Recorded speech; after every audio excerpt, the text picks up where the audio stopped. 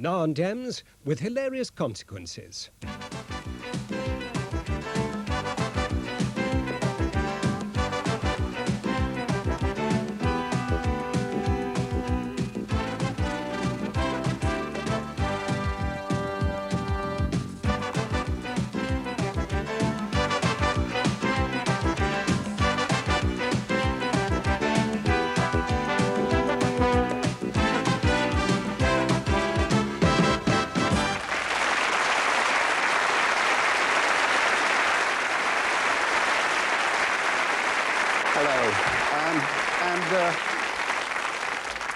And as I bet one or two of you have already twigged, this is going to be a mainly affectionate and fairly non-critical glance back over the situation comedies Thames Television's been shovelling out for, lo, this past going on for 21 years. Now, obviously, a lot of things have happened over those 21 years.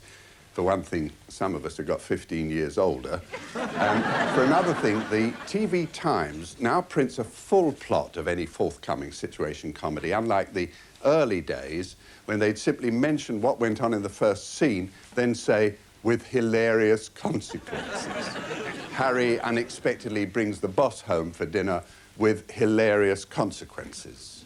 Sally forgets to post Fred's Pools coupon with hilarious consequences. Oedipus finds himself attracted to an older woman with hilarious consequences, hence our title. So let's start by looking back at a few consequences that did turn out tolerably hilarious. But the Ropers will go spare if they find out we're keeping a dog. Hey, listen, hurry up with that, Jo, will you? She's beginning to sniff at my fingers again. Oh, hello. Oh, hello, dear. I was wondering, could I borrow just a little drop of milk? Yeah, sure.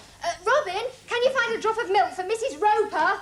Oh, yes, just a minute. Keep her in the bathroom, rather, and keep her quiet, right?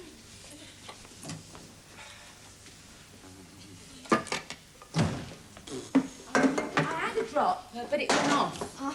Yeah, well, you see, our fridge defrosts every time we flush the toilet. You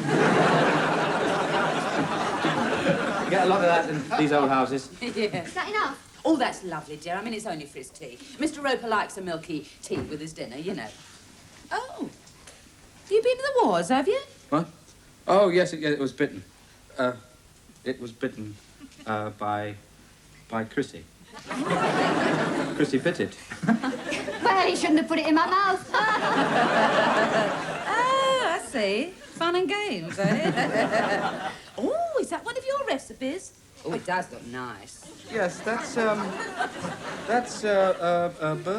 beef bourguignon. Oh, is it? Doesn't look a lot for three. Leftovers. Leftovers, yeah, he was just about to throw it away. Yeah, that was far too much for us three. Oh, no, dear, don't do that. No. I mean, that would be a terrible waste, what with you being such a good cook and all. I mean, you must have spent hours over that. Well, I did, but I really don't think No, really. No? No, come on. I'll give it to Mr. Roper. You know, make a little treat for him. I'll warm it up for his dinner. There we go. Well, it's been lovely to see you again, but... Still got a bed for a friend? Any time you're in London, you said. Yes, but that was before. Little present for you. Before what? But I'm engaged to be married. Thank you. Oh. Well, you might have written. Good Lord, I couldn't write to all of you. Let me rephrase that. I shouldn't bother. Congratulations.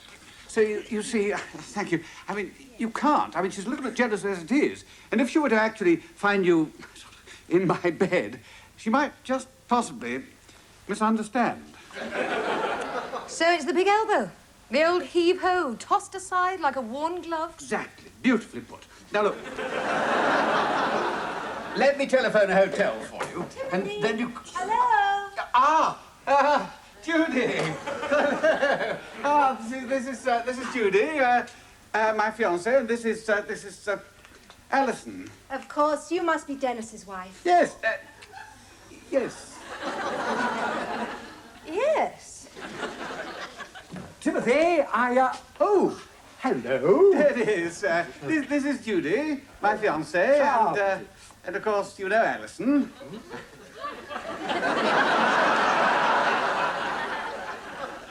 your wife.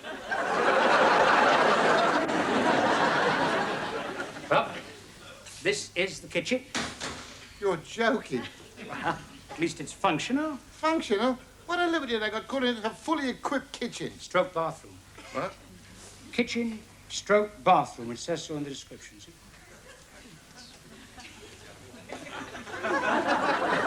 Don't tell me this is the bath. Now, don't be ridiculous, Sid. Of course it isn't. That's the boiler. This is the bath. Oh, yeah. Oh, yeah. That's very design centre, that is. The latest in modern living, the open-plan bathroom, combined with a Victorian sink and a antique dishwasher. With a portable zinc bird bath. Yeah, but looking at it this way, it's got certain advantages. Yeah, go on. No, but I mean, where else can you take your bath, sitting in front of the fire, sip your cocoa and watch television at the same time? That's every modern convenience. Oh, yeah, that reminds me, we got one. One what? A loo. One? We got two. Well, that's handy, because I could just use... I'll be right back. Here. Hey? It's not up. It's What? out. Oh. Yes, I think it's through here. Up. There it is. Well, that's one. I'll go and find the other. Don't bother. Now, if you could find me a job... Mr. Shelley, I am trying to help you. What did you like best at school? Putting my hands up Beryl Wilson's skirt. I do not wish to know about that. No, neither did she. Story of my life. Who was your last employer? The Fairy Queen. Mr. Shelley, It's the name of a magazine. I didn't choose the title. in what capacity were you employed? Poet. Is that a joke? Not when your name's Shelley, it's not. So, you're a poet. Not now, I'm not. I'm retired. Mr. Shelley, I cannot enter your usual occupation as retired poet. Have you done nothing else? No, well, you haven't got to accept work outside your profession, have you? That's the rule. You mean you've never done any other kind of work at all? I did pack beans once for a while. So, you did accept work outside your profession? Oh, no, this was before I was a poet. Well, what were you then? When? When you packed beans? I was a bean packer. Now, you're trying to be clever, Bradley. No, I'm not, Inspector. Why won't you be just a bit more cooperative? I don't like the system. It's a system which is paying you enough to live on, mate. You don't like that, do you? No, I don't. Oh, so you don't like the system either.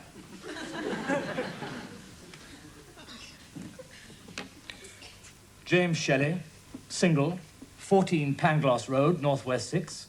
No usual occupation. That's me. I shall put my report in, Mr. Shelley. I think it's only fair to warn you, as we are unlikely to support an able-bodied man of your age for much longer. Goodbye, Inspector. Mr. Shelley, did you go to Bell Street School? How did you know? My wife went there. Really? What was your name?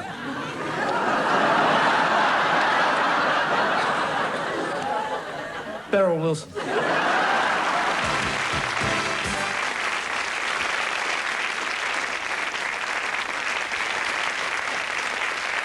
Yes, I think we're of one mind on that. You know, to nail this show together, I had to look through something like 250 situation comedies, or as we call them now, sitcoms. It always reminds me of some kind of orthopedic underwear. I'll confess that watching that number of sitcoms isn't something I'd really recommend. It brings on a condition known to medicine as sitcoma. The main question that I got asked afterwards was, had I discerned any single attribute or driving force that unifies all of Thames situation comedies? Well, the answer to that was definitely yes. There is one thing that seems to fuel every sitcom Thames turns out. It's this stuff. Hello, Nat. Where's the tea? Is there any tea going? I'm gasping. You got time for a cuppa? Would you like a cup of tea? Can I offer you a cup of tea or something? Tea, Mrs. H? I brought you a cup of tea. Now I'll go and pour a cup of tea. They do us a cup of tea, Paula. Oh, I love a nice cup of tea. Come and have a nice mug of steaming hot nuts wing. Tea in our very own bed. Sydney!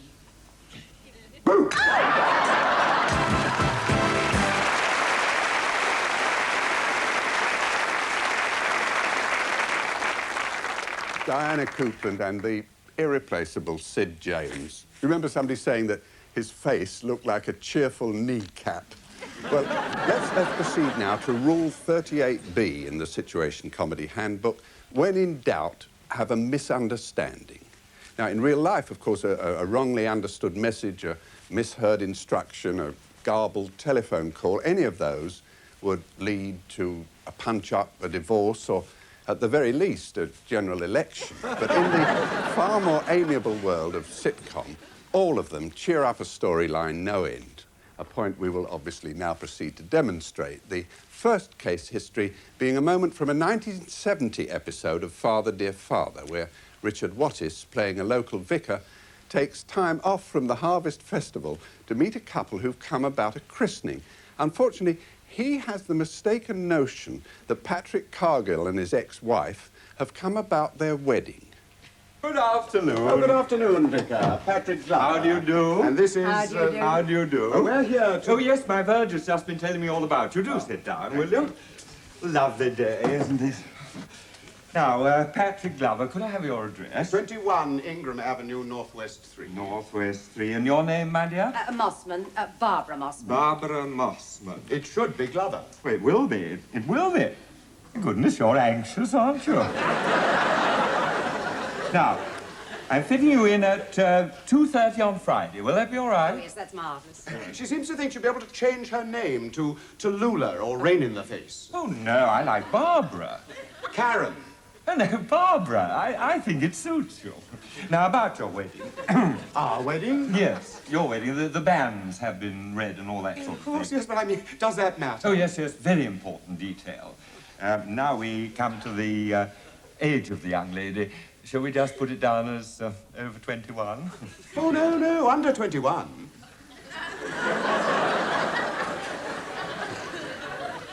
Your gallantry's running away with you. Of course, we really should have had this done 17 years ago. Oh, should you? I don't think we need go into that. We're only doing it now for my mother's sake, you know. She's a little old-fashioned. No, quite. Well, so am I, if it comes to that.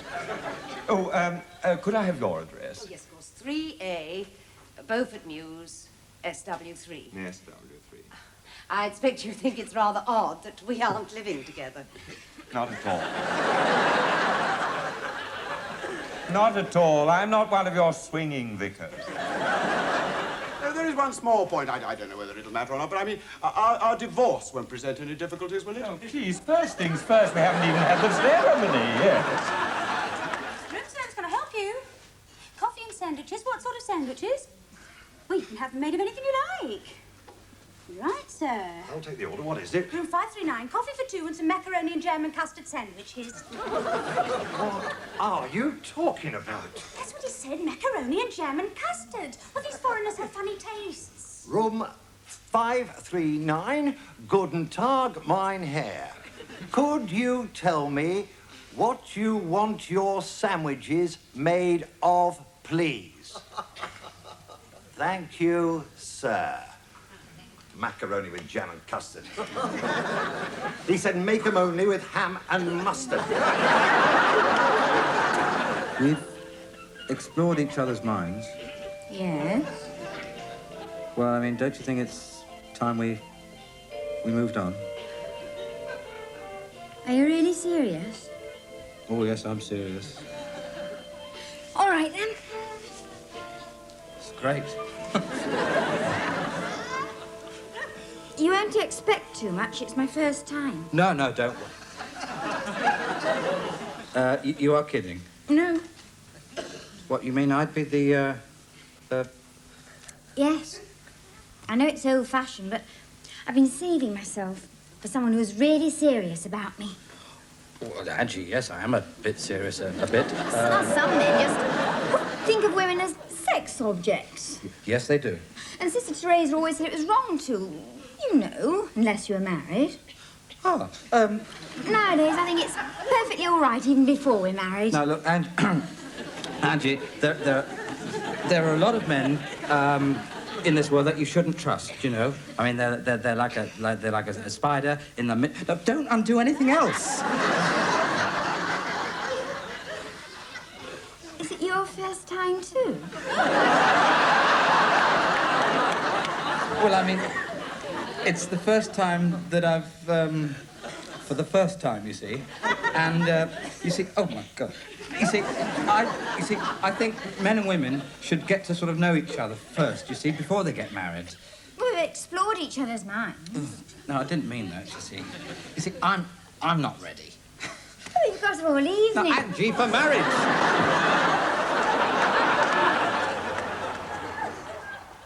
Well, come along. I'm sure it's splendid inside. It isn't.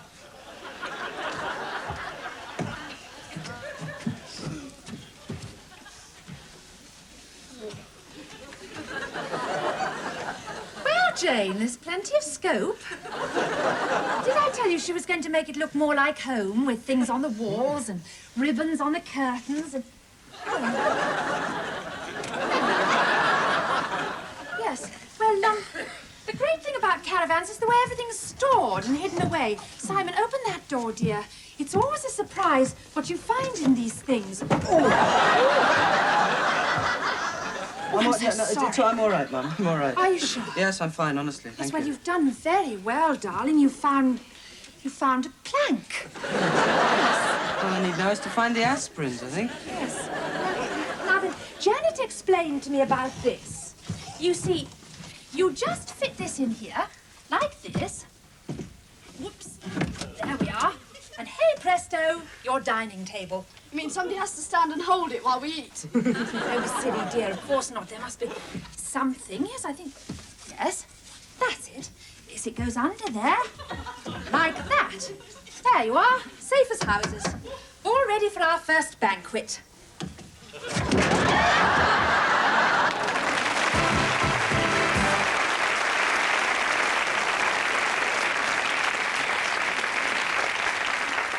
That's a clip that stands up just as well today as it did in 1974. I know that because we stood it up.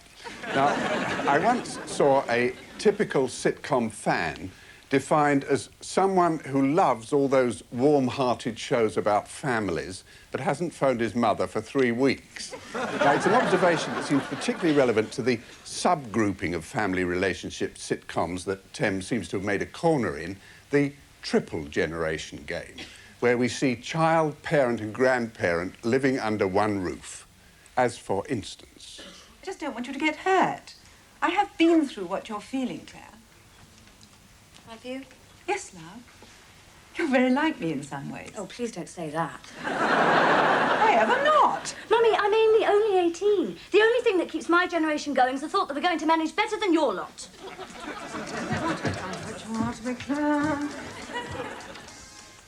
So you did talk? Yes. At least I managed to find her this time. Usually when I want a serious talk, she disappears. Yes, she goes out to the garden shed. Does she? What's the attraction of the garden shed? You aren't there, dear. Thank you, Mother. So, what did she tell you? Nothing. Absolutely nothing. Maybe I'd better have a little talk with her. Oh, I don't think we're reduced to that, Mother. Well, if you say so. I do understand, you know. I've been through what you're feeling, Sarah. Oh, yes. We're very alike in some ways. Mother, please don't say that.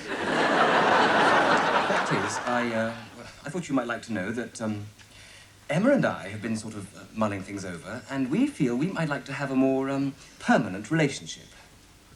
When you say more permanent, do you mean you want an extension on the lease you already have? I don't think we should call it an extension. No, it's a good deal more than that. Oh, I'm glad. See, basically, it all comes down to economics. Does it? See, I will have finished my articles in a couple of years, and then, with any luck, I'll be a solicitor. And I feel we should wait until then. Wait until you what? Get married. Ah. Well, I'm sure you waited till you were fully qualified before you got married. Yes, I did. But then I wasn't living with Mrs. Fields in the meantime. Oh, no. No, but darling, there were those 2 weekends when we went to Littlehampton.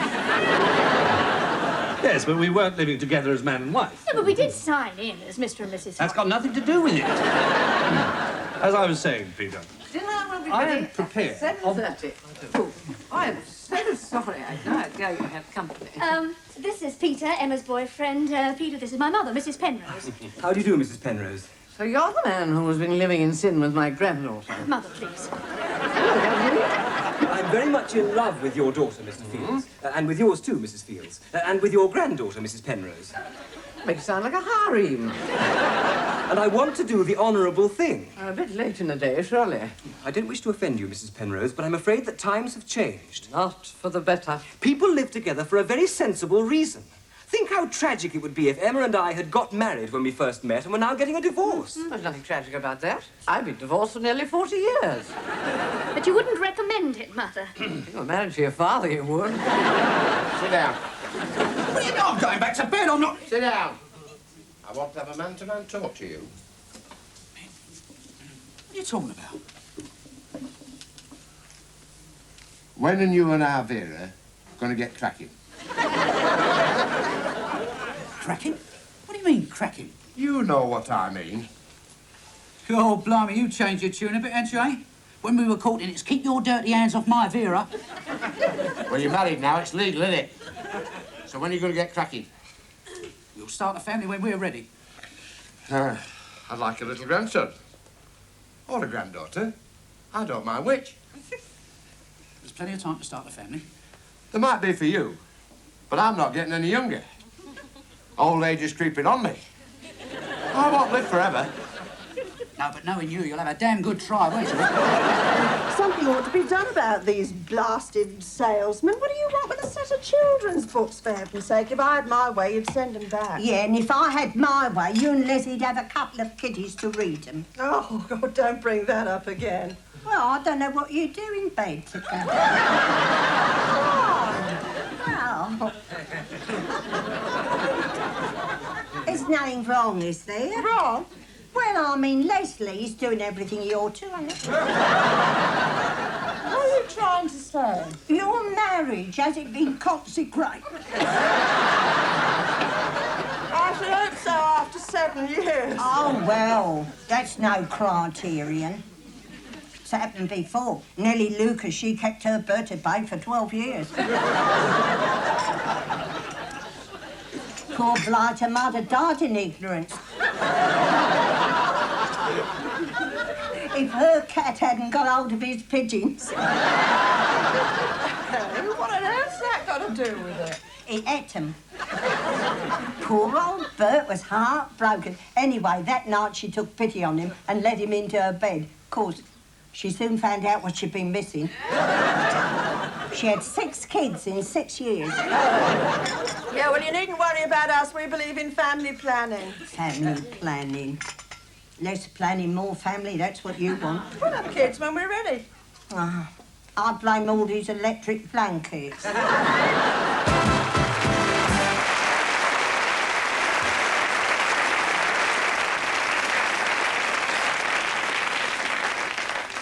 I'm glad we placed a preservation order on that one, aren't you? Didn't Irene Handel have a wonderful smile?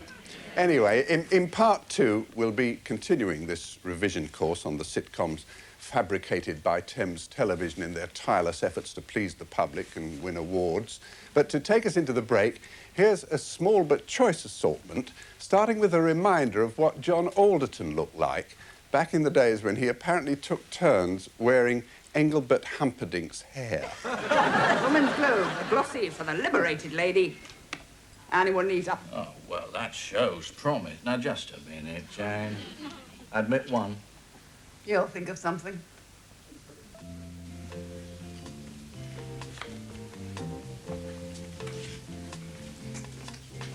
Good evening. Good evening. Woman's Globe party, please. Invitation, please. Sure. Straight through, madam. Evening. Evening. Woman's Globe party, please. Invitation. Sorry, old Sam. Your invitation, sir. Oh, sorry, the invitation there. Morning, everybody. Right, fall in alphabetically by height. Come on, Porgy. Come on, move yourself. Let's be having it. Come on now. 2 ranks. That's it. Move yourself. I don't suppose you did national service. Hadn't been born. Or say excused on medical grounds. Right then, double top to win. Just a...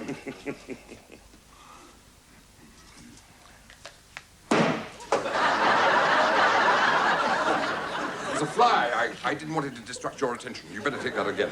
What? Well, you're obviously a bag of nerves. Use the latest mark. We'll let that stand. Hello?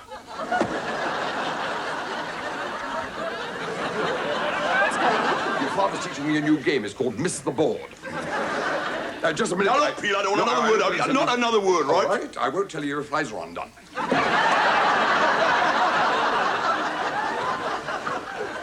They're not. That's why I didn't tell you they were. Item 3. Point of order, Mr. Slinger. These additional, possibly dangerous security duties have not been approved by the union. Or the chickens. As shop steward of Newtas... You're the only one in it. Ah, no, there's 2 of us now. What? Who'd be stupid enough to join up with you, eh? For goodness sake, he'd have to be pretty thick, wouldn't he? Daft as a brush he'd have to be. I mean, what stupid mind this idiot would... It's you, isn't it? Go easy on clutch, right? Right. Tom? Yes. I know the, Yes. you know, the, little acceleration thingy. Yes, yes. I'm not quite sure about the, Oh, clutch is on the left.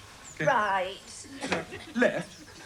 No, I think I've got the hang of it now, Tom.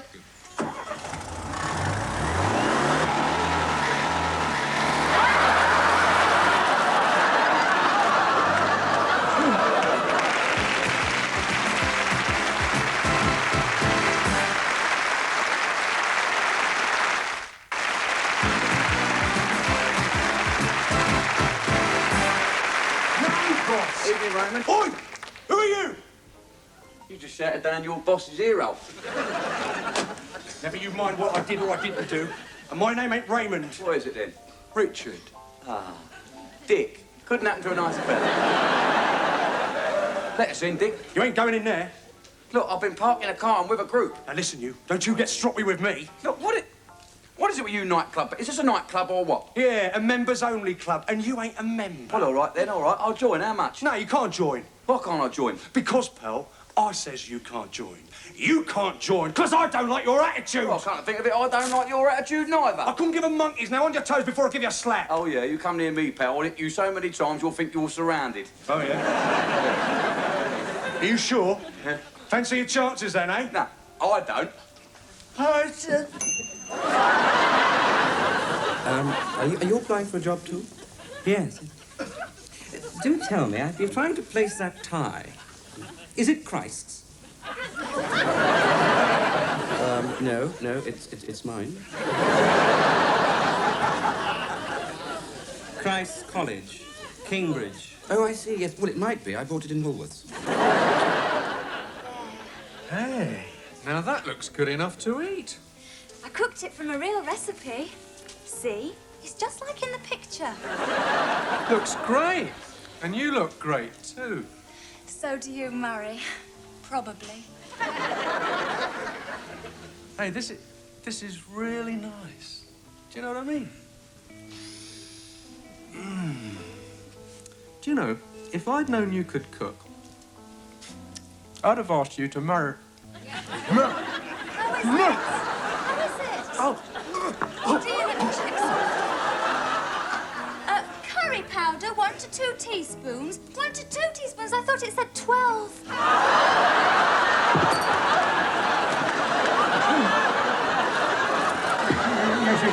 Mr. Rush, every bank manager has a favourite client. One that he likes to indulge, one that he is pleased, proud, even amused to have as a customer. Really? You are not mine. I have fantasies, wild fantasies, of stuffing pink form 117B overseas invoices into every orifice you have. I don't have an orifice. I work at home.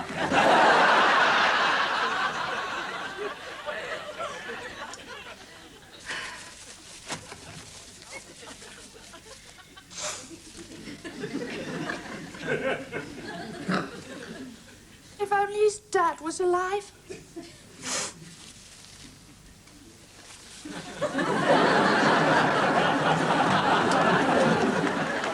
Just another of the hundreds of times a week when I want to ask Henry. Must be hard with the major decisions. It's not the major decisions. Usually it's just trivial things, practical things. Does the right-hand main switch control the old round pin socket in the spare room? You know, it's things like that that could get me into spiritualism. Hello, Henry. Should I change the antifreeze in the car? 1 knock for yes, 2 knocks for no.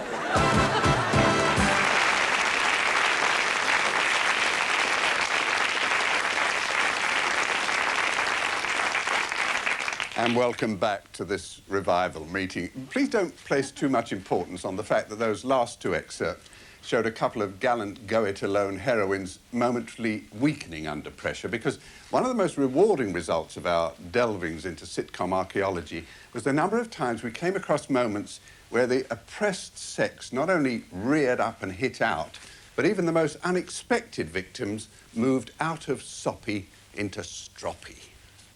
And are you planning to consult the rest of your family about any of this? Well, of course I am, and you have every right to be angry. I'm not angry, Philip. Hurt, confused, betrayed, perhaps, but not angry. Supper!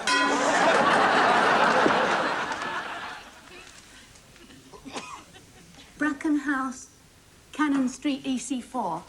That's near you in the city, isn't it, William? Will you drop me off there? I've got this enormous canister of nerve gas to deliver. CO2 or cyanide, something like that. Anyway, I am going to spray it through the letterbox, and within about 4 minutes, the entire staff of the Financial Times will be found slumped over their typewriters in printing presses. Yes, the grand presses will roll to a standstill, and tomorrow morning a mighty cheer will go up from 1 million housewives throughout the land as they find their husbands beginning to talk to them again. What? Oh, I shouldn't be doing this. My back isn't what it used to be. Your front isn't what it used to be either.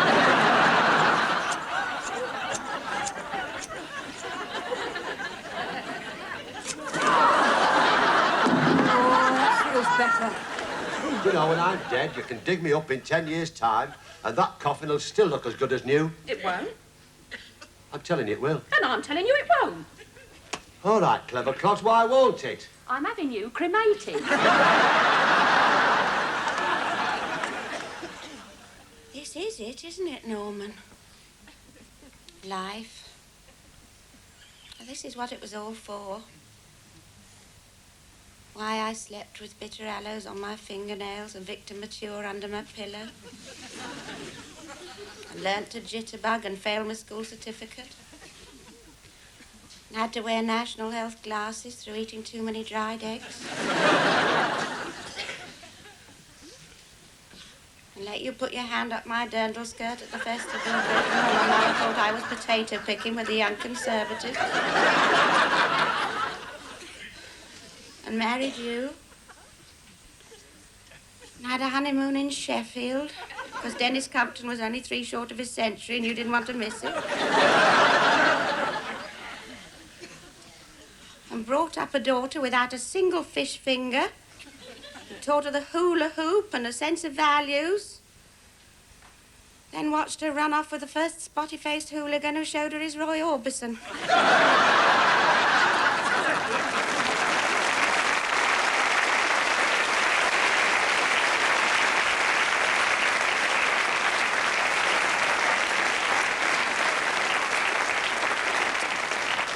Sitcom noir, that, the point where situation comedy shades off into desperation comedy. Well, this would seem to be the time to acknowledge the contribution made by the man in charge of all the sitcoms that went out of Thames during our 21-year span, what I suppose you could call the sit-commissar. His name is Philip Jones, a diligent and likeable gent who knows the craft and techniques of situation comedy like an old taxi driver knows the back doubles. And one of the things I learned from him was that because sitcom storytelling requires an audience to concentrate on what's going to happen next, one of the hardest things to bring off is any scene where characters spend time discussing something that happened beforehand or in the distant past. So let's recall some instances where that kind of reminiscing was brilliantly executed. They hated us. And you know why? Because you deceived yourself, that's why. You think all that chat of yours helps. All those lies about me being the Siamese twin of the Archbishop of Canterbury. Adds a bit of colour. And telling them I had a sex change, it's embarrassing. Houdini didn't need that sort of build-up, and neither do I. He used to actually escape. So did I. I got out of this sack today. Not in front of the same queue that saw you get into it, though. It was a second house. I'll be better next week. My straitjacket will be back from the cleaners. And we should go back to the strongman act, tearing telephone directories in half. What? Oh, no. No, that doesn't impress people. Not a page at a time. Or sword swallowing, that's got colour. Yeah, have a practice with that. Get on! Look, you've just got to face it, mate. Times change. You see, it's all youngsters nowadays with guitars down the underground. I performed down the underground. Yeah, and what happened? Into the sack, toppled down the escalator, straight onto a tube, finished up at Cockfosters. Who handled your divorce? I got my load of legal rubbish out of the Yellow Pages. Pratt, and Malone. I got Malone. He was the biggest prat of them all.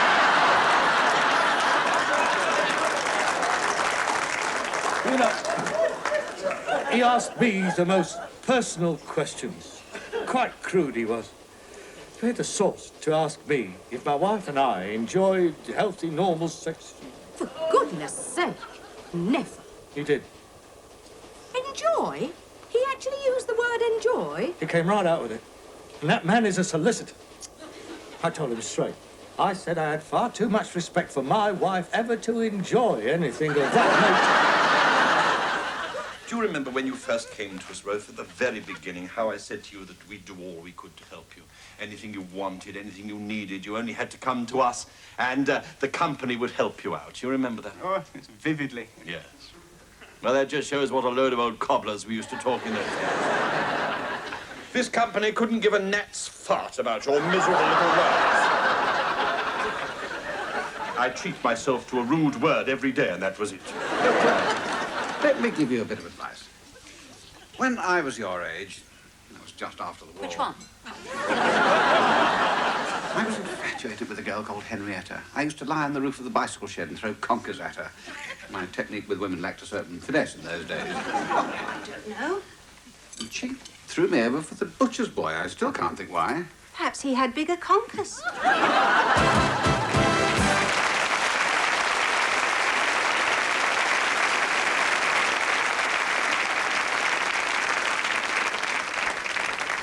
If ever a line was a stone bonk certainty, that one. And what it brings us to, of course, is the fact that double meanings are to sitcoms what car chases are to thrillers. And here at Teddington, which is also, it must be remembered, the spiritual home of Benny Hill, they've learnt the great truth about double meanings, which is that they're only irresistible when they're tumultuously plural, one following right on the heels of the other in the fastest possible succession. So why not see how many you can count in the batch of excerpts coming up next? I clocked 27. So if you make it more, you've either got quicker reactions or a seriously dirty mind. Start now as this man arrives with quite the wrong idea about an ad he saw in a local shop window.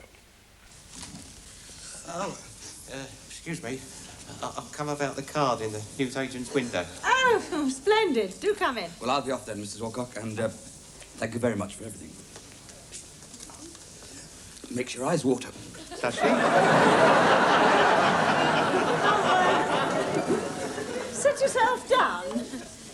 That's it. You're the first person who's come in answer to my card. What about him? Oh, he's been with me 3 months. Yes, I mean, he's been very satisfactory, but he suddenly got obsessed by new techniques. Oh, yes.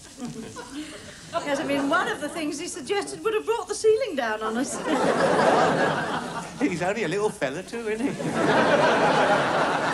Coming in and out of this office, measuring the size of it, seeing how long it took me to come across. Disgraceful. Yes, well, anyway, on to you. Now, have you done this sort of thing before? In an office, I mean. Oh, no, never in an office. I've been wondering about that. Yes, well, I can show you the ropes. Oh, no, I'm not interested in that sort of thing. How much money is it? £16. Oh, I can't afford that. Oh, no, I pay you. Do you? I've been looking for someone like you all my life.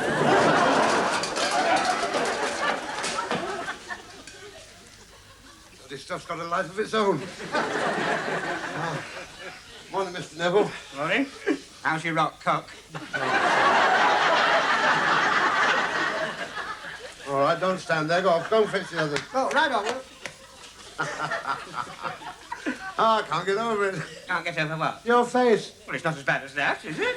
Oh, no. You're the splitting image of your dad. Oh, absolutely. Chip off the old block. You knew my dad for a long time, then? Yes, I was his sugar boiler for over 20 years. God rest his soul. Tell me, how did he, He died on the job. That must have been nice for you. It was here in the works. He was pulling it when he went. You know, it's a technical term in the industry. He's pulling the rock lengthways to measure it. That's a relief. It was too much for him. He hadn't got another pull left in him. Am I to understand, Superintendent, that you have not had me in here regarding my application for a transfer? I have not had you in here regarding your application for a transfer. I've had you in here regarding the activities of your maniac wife. Parking tickets again, sir. Your Elsie, Sergeant Marble, has had the crass audacity to slap a couple on the city's civic vehicle. The mayor's Austin Princess this morning. No man is above the law. Couldn't have been gone for more than a couple of seconds. He'd been out performing a civic duty, officiating at the opening of the new brewery. On the way back, he had recourse to avail himself of the new municipal superloo. Yes, but he would have, wouldn't he, sir? He couldn't have been in there for more than a couple of shakes. And while his back was turned, concentrating on the task in hand, as it were, your Elsie whips her wallet out and bungs a couple of parking tickets slap bang underneath his pride and joy. Oh, my God. I'm referring to his windscreen wiper, of course. There's Darth there if you want him. No, as a matter of fact, we'd rather have a couple of birds. Well, it just so happens I think I can fix you up. You mean you can fix us up with a couple of birds? Yeah, I do it for most of the regulars. Can the brewery object? Just to sell the beer.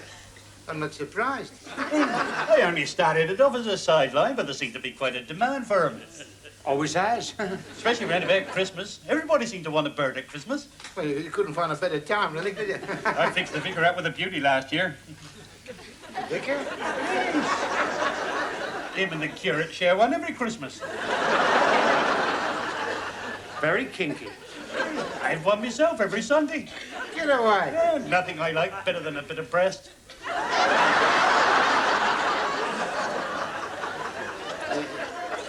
It's worse than Peyton Place. How many birds have you got, then? Oh, I keep a couple of dozen on the go. He's got muscle that don't even show. you want one then? Yeah, well, yeah, two. We want one each. Any particular kind? No. As long as they're not boilers. Oh, they're in their prime. Yeah, that'll do, that'll do. I'm afraid they're not trash. Oh, that's even better. Quidditch. Oh, yeah, Quidditch. Oh, well worth it. There, Here we are then. It's a nice toy, Mildred, but it's not the same. I mean, if Geoffrey came home and found a toy wife in bed, he'd soon object. George wouldn't. It's just that he's not very sensitive in certain areas. Yeah, same as George. He means well, but he's forgotten what it's like to be little. With George...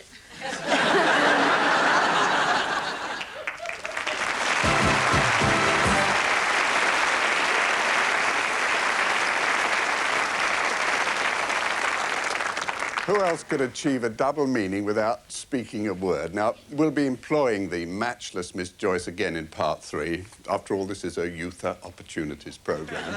But meanwhile, it's once more into the break, dear friends, this time with a few further examples of non-verbal comedy.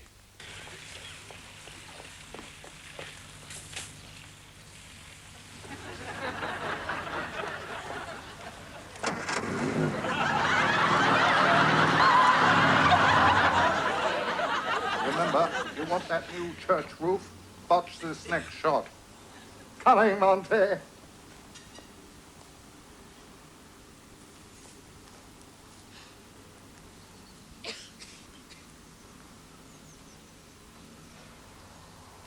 God, is this the best I can do for you?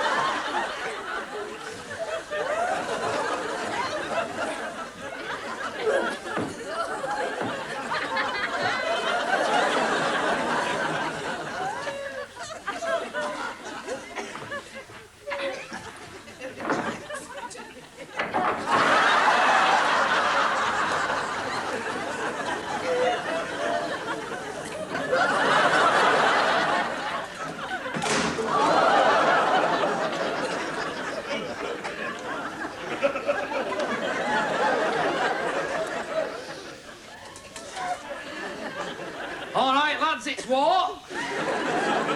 I'm not being made a bloody fool of by a bunch of bloody woodworm. I think I'll just reconnoitre up the flank here. Should be all right. Make sure that human beings have superior brains. Ask anybody. Should be... Mummy!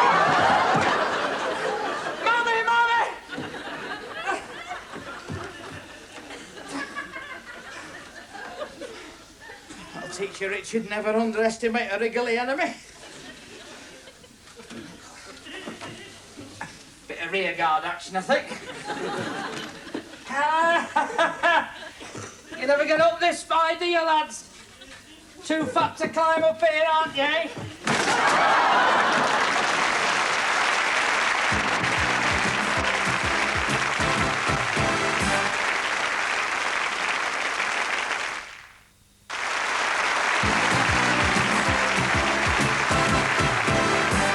Next we have... Sandra. Bonjour, Sandra. Hello, Kit. First-time caller.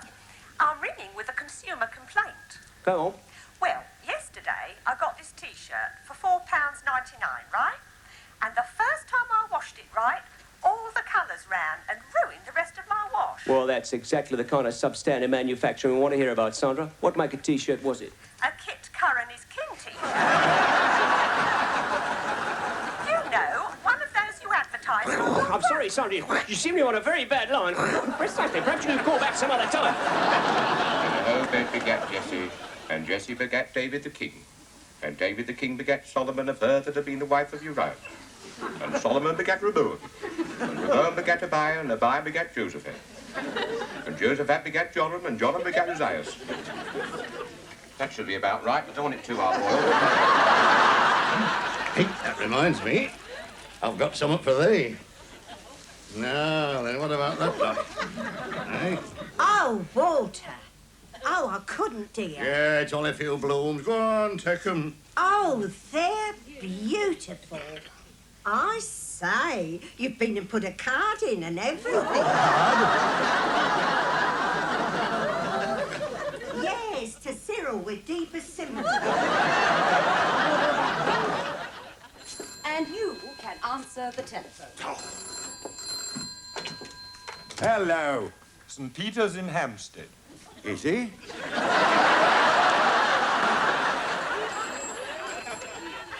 This is Philip Roth coming to you live. Oh, yes, I did. Well, we would like... What? Hello? Oh, look, I'm afraid you've got a crossed line. A crossed line? I was already talking to someone and you cut in. Well, I know you didn't cut in. It was the equipment. But... Could you please put your phone down, madam? I want to make a call. I'm terribly sorry. Of course it's not your fault. I do apologize. I'm very bad-tempered these days. Ever since my wife left me and I gave up smoking. Oh, well, that's... well, it was about a year ago, as a matter of fact.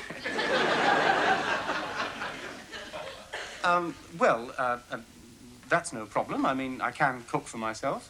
There's a laundrette quite near.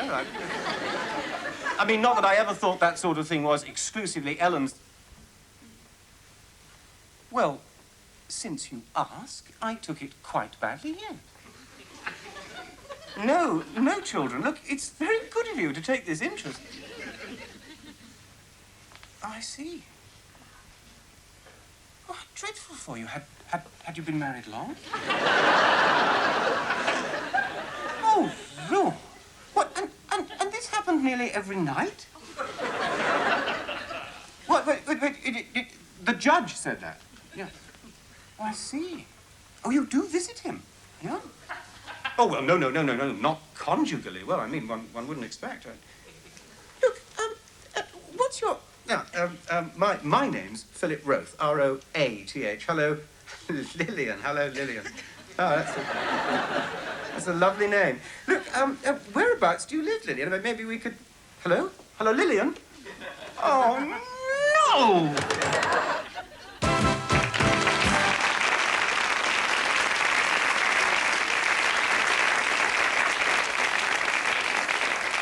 Peter Tilbury, a man whose sitcom life is littered with emotional banana skins. Did you know, by the way, that if anyone in a sitcom has to mention a telephone number, the producer always checks with British Telecom it's one that doesn't exist? Because the moment it's uttered, dedicated nutters all over the country immediately rush to dial it in the hope of speaking to some completely fictitious character.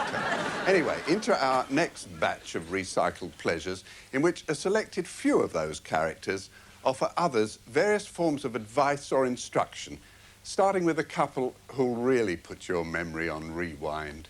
No publicity, that is my motto. Oh, well, personally, I'd rather risk the publicity than jeopardise my chances of winning. What are you talking about? I got the same chance of winning. Don't you believe it? Look at Manny. Do you know what happens to coupons with a cross on them? So tell me. They throw them away. Michigan. So that's the reason. Look, do me a favour. I'm not interested in any of your mad Irish theories, huh? It's not a theory, it's a fact. Look, why do you go on a coupon every week? What do you mean, why? To win £250,000. There you are. Right. Now, how do you know that they pay out that kind of prize money every week? Because I read it in the paper, that's why. I saw it last week. It said, Butcher from Battersea wins £250,000. There was a picture of him in the paper. You even saw him getting a cheque from Shirley Bassey. Exactly. Now, if that man had put down a cross for no publicity, he would have got no publicity. You'd never have known about it, would you? Now, if everybody put a cross on for no publicity, nobody would ever know if anybody ever won. So, nobody would go on a coupon, the pools would go bankrupt, therefore, all the coupons with a cross on, they throw away. Problem is, you see, I still feel the same way about her. Oh, Well, it'll pass. Believe me, you'll forget her. There's a girl I was crazy about once. Hardly ever think of her these days. Who was that? My wife. It's no use. I'm in love with her. Since when? No, not your wife, Judy. Half of me still wants to marry her. Listen to the top half, you fool. Cows are waiting to be milked. Don't look at me, mate. I don't know how to milk a cow. Well, now's a good time to learn. There's nothing to it. Just sit there and pull. Pull what? Look, you know, Sid. Underneath. I don't have to do that, do I? What did you expect to do? Stand it over a bucket and pump its tail up and down? Sorry, mate, I'm not... I'll go and feed the chickens. Sidney, we are in this together, and you have got to pull your weight. All right, but I'm not pulling anything else. Well, why not? Well, Blamish, right, is it? I mean, a cow's a female and I'm a male. What are you talking about? Well, for example, I mean, if it was a woman, I'd get arrested. If it was a woman, you wouldn't be arguing. Can you cock your leg over? I've got some sticking plaster somewhere.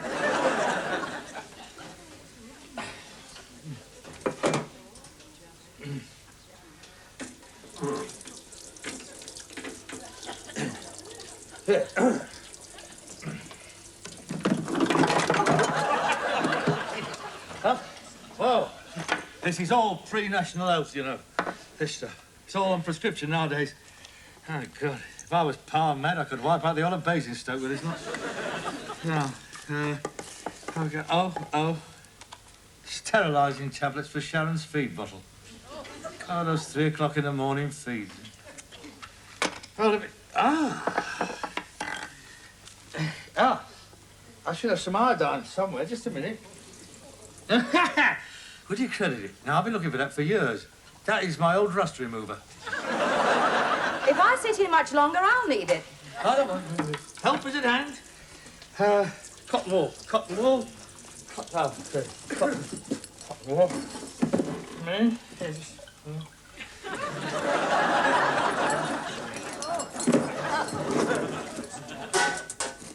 Cotton wool. Yes. There's a clean bit. My skin has a sort of translucent quality, don't you think? Yeah, well, you can't help that. It's your age, you know?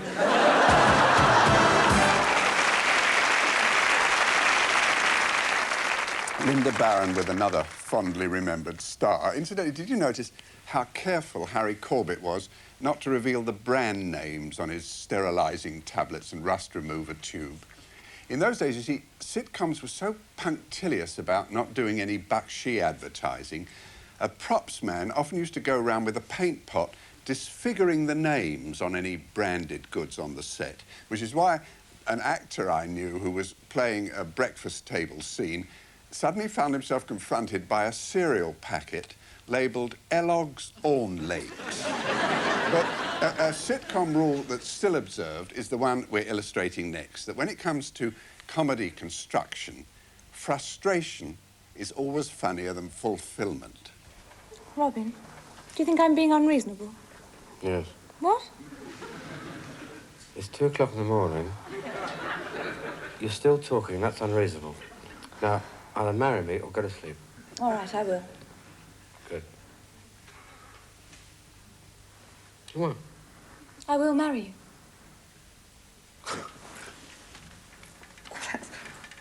That's great. That's... You're not, No. Then, I mean, what's made you change your mind? Well, everyone keeps on at me. You do, my father does. Besides, I love you. Oh, and I love you too. Oh. No. Not until after we're married. So, why are you in the doghouse then? I'm not in the doghouse. We're starving for Oxfam. Oh, I see. What? Money in the box and bread and water, all that cake. That's it, yeah. Blimey, I couldn't do it, you know. I don't think I can do it either. Mind you, if I had a mate living right next door, a good mate who had pity on me, I could nip in occasionally for a side of beef or something. Oh, well, anytime I like to. Anytime? Yeah, now. It's all right, I got my own bread. That's all right, yeah. Have a good tuck in. One banger? Yeah. So, make a pig of yourself. I go, matey. Look at that. Hey, it's like a blooming dream, isn't it? Sydney!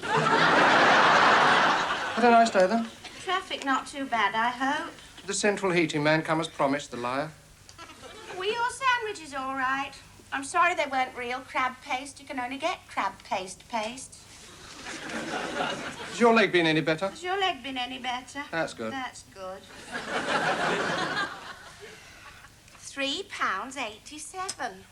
And all I've got is things to cook your supper with, season it with, and wash it up with. All I haven't got is any supper.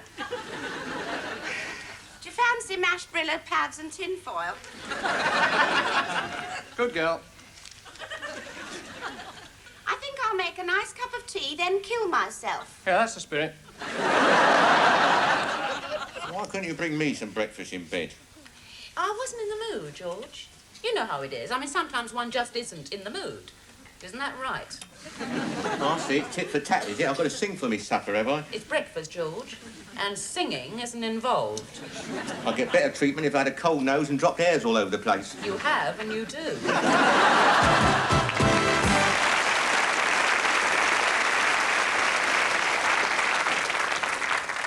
Poor George, one of the few men who consummated his marriage with a handshake. Now, it wouldn't be fair to put together this kind of retrospective without paying our respects to a group of below-the-title actors and actresses whose presence in a sitcom episode every writer welcomes. They're the great dependables, members of a sort of Thames repertory company, like the lady who gets her comeuppance from Joan Sanderson in the opening clip of this representative bunch.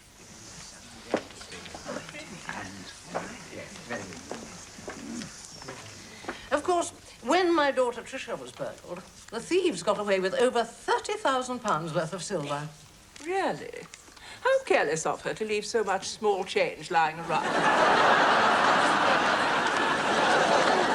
Annabelle, you're saying that with the 2 for the price of 1 coupon and the 6pence off leaflet and the double your money back offer and the special introductory And the 20% off sticker. yeah, you're saying that we owe you 4pence. That's right.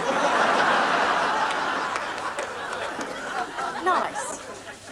We'll think of something. Oh, I will think of something. Sorry, but I had to call. I've just heard the news. Oh, I am sorry, Les. It's awful, it really is. How will you manage? Well, you won't, will you? Oh, it's terrible. What will you do? Well, there's not much you can do, is there? Oh, it's dreadful. People shouldn't have to suffer like this. Does that mean you're going?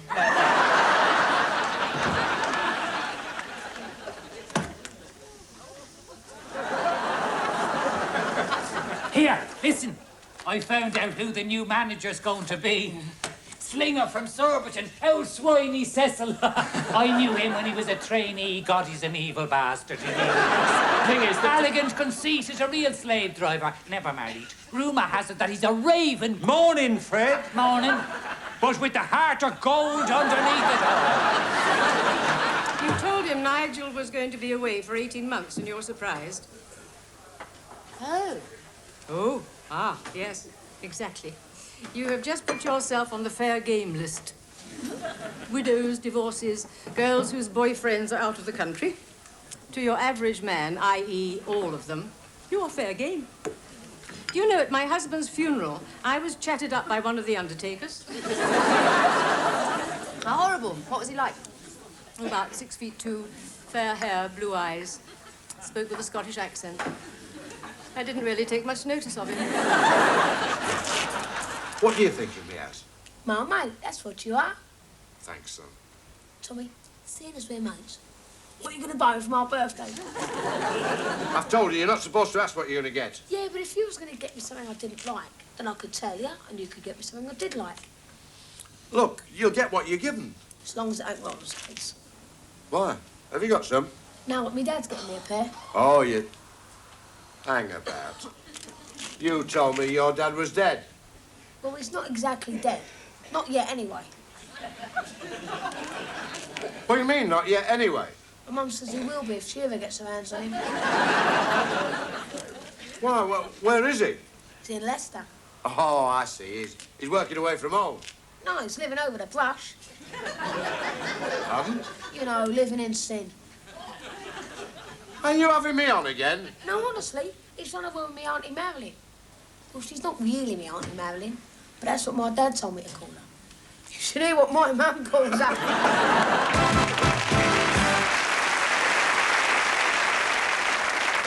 Try reproducing that kind of thing with computer graphics. Anyway, there it is then. Situation comedy. As Dickens almost said, it was the best of Thames, it was the worst of Thames. At best, the shows fulfilled what is basically the purpose of all comedy, which is to cheer people up. And at worst, well, they did provide something for alternative comedy to be an alternative to. So let's tie a bow around the whole package by summoning back some of the most durable of the Thames sitcom performers to prove once again that the finest of situation comedies are not about situations. They're about people. See you.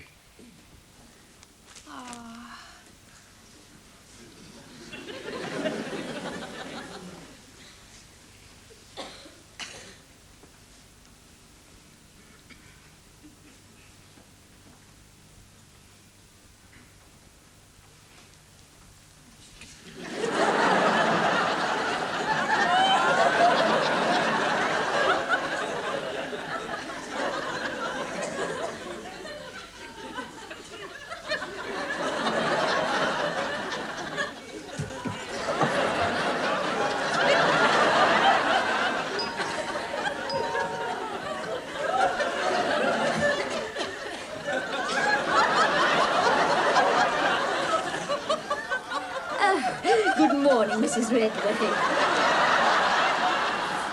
We're collecting for the jumble sale. Oh, yes, morning. I'll get it. It's all ready. All right.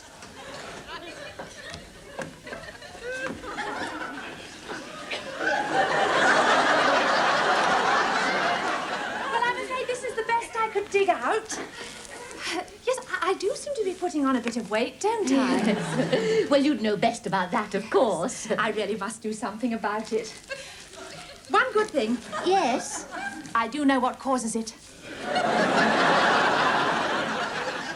I've been having too much of it lately. Starch.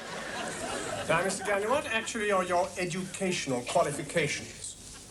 Yes, well, you know, I think that personality and a lively mind, you know, they're far more important than mere academic. Yes, no qualifications. I have got an O-level in woodwork. Not a lot of woodwork in investment consultancy. No. No. C'est la vie. However, Mr. Pressingham. My name is Johnson. Mr. Pressingham is dead. Oh, I'm terribly sorry. May I offer my sincere condolences? He died in 1790. I see. I'm a bit late. Yes. I presume you've had some experience of double-entry bookkeeping. Well, you know, as I said before, I think personality and a lively mind. Yes. No experience. Look, the point is, Mr. Johnson... Look, please, may I be frank? Very well, Frank. Richard. Now, you see, Frank, I'm prepared to put myself out. It would save us calling the commissioner. Well, I'll be off then. You know, I was very good at raffia work at school. Perhaps you'd like to sort of put that down as well. So sorry. Sorry. So I'll be hearing from you, Frank. Will I? And goodbye. Goodbye, Mr. Pullet. Mr. Pullet, yes.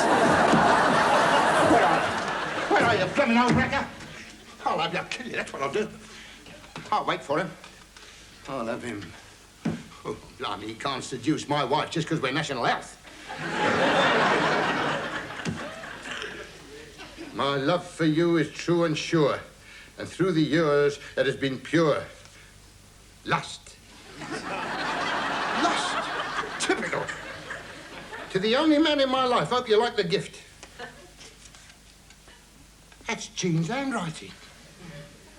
Gift. She's buying him presents. That's where the housekeeping money's going. A smoking jacket. All these years she's known I wanted a smoking jacket. Now he's getting it. He's not content with my wife, he wants me smoking jacket as well.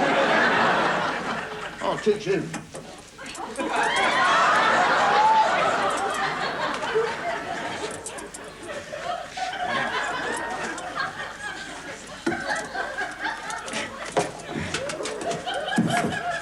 That'll teach him good. He's not going to do much smoking in that. Yeah, well, I hope that you liked it. Sid, what are you doing here? I found out.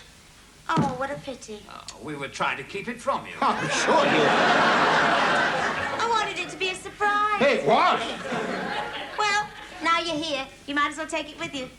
Pardon? Happy Father's Day, darling. To me? That's what you've always wanted. Is it? You're a lucky old devil, aren't you?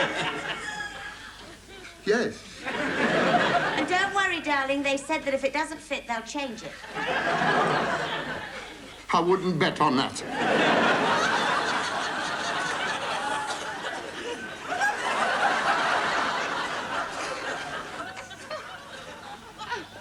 George. Good morning. Mr. Foreman. Oh, good morning. Where are they taking that caravan? The breaker's yard. They're going to crush it. George is asleep in there.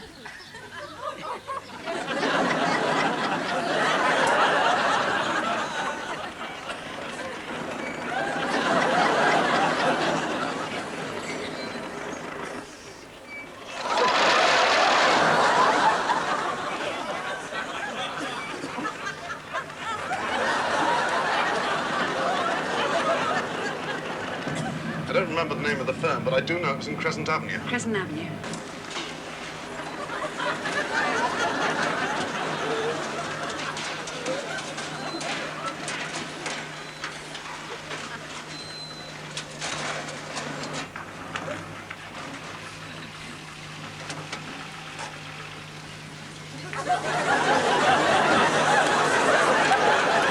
There it is. Can't still be in there, can he? He's a very heavy sleeper. Oh.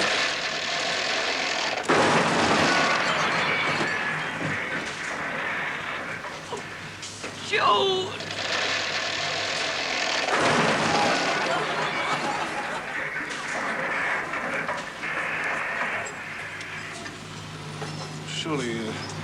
Surely that would have woken him. George! Yes, Mildred? George! Oh, George! You should have been in that caravan.